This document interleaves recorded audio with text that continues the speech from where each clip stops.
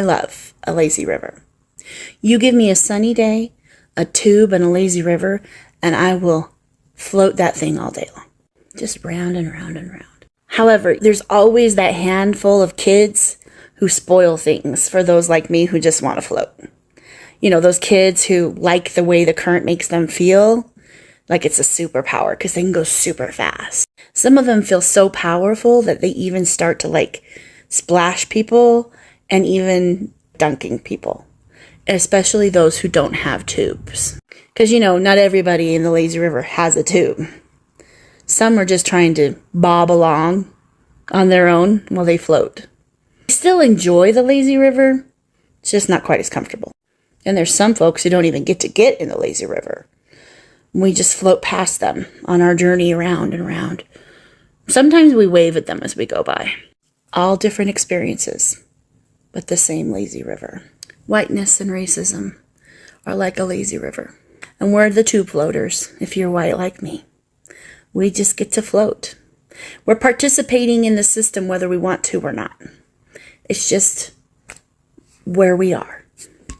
And the systems that we're participating in are not meant to make everybody comfortable.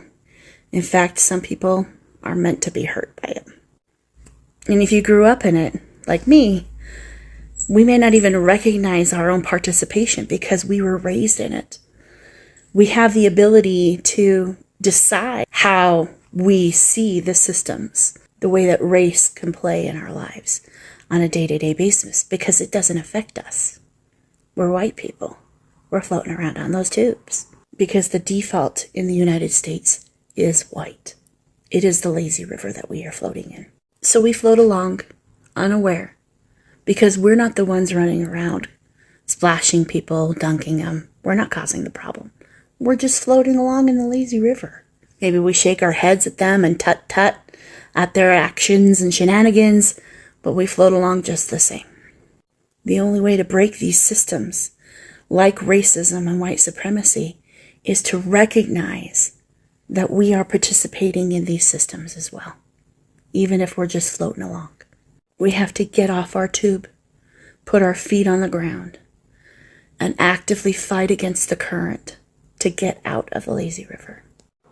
That's the only way we're going to be able to stop people from being dunked or getting splashed, is by actively getting out of those systems.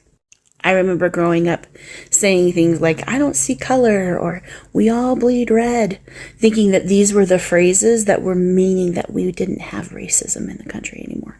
But saying those things is not recognizing the lazy river that we're floating in, because it's there, whether we want to recognize it or not. And after all, it's not a lazy river, it's a whirlpool. And we're getting faster and faster. And we're going to be sucked down with everybody else. And historically, we as white people only recognize danger when it starts to go really fast. And then we only do enough to stop it until we can feel comfortable again. We want to get back on our tubes and continue to float round and around and around.